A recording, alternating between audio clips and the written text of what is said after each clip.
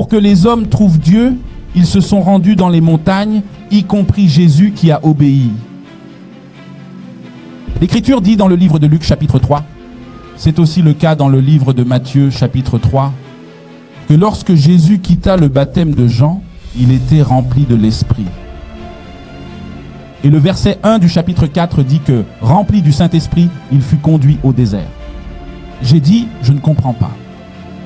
Jésus a été conduit comme l'effet résultant de la plénitude est d'être conduit dans le désert. Tu ne m'as pas entendu? Comme si Dieu avait dit, justice, j'aime ce que tu fais maintenant.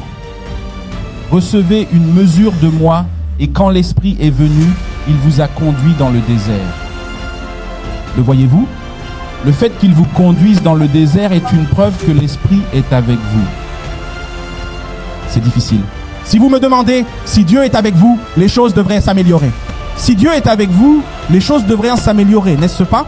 Les choses devraient s'améliorer, n'est-ce pas? Vos problèmes devraient être résolus, n'est-ce pas? L'ennemi devrait mourir, n'est-ce pas? Vous ne devriez pas avoir de conflit, n'est-ce pas? Pas de bataille, pas de guerre, n'est-ce pas? Pourquoi le démon s'est-il levé la nuit après votre 2e jour de jeûne? Cela ne vous a-t-il pas déjà dérangé? Par exemple, lorsque vous ne jeûniez pas, vous ne faisiez rien. Il ne se passait rien. Vous avez maintenant décidé de vous fixer un chemin, peut-être 2 jours de jeûne. Le 2e jour.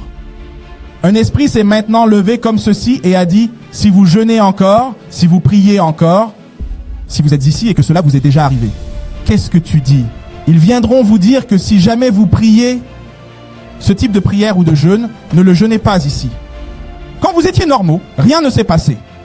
C'est quand vous êtes entrés pour être remplis du Saint-Esprit que les choses se sont passées.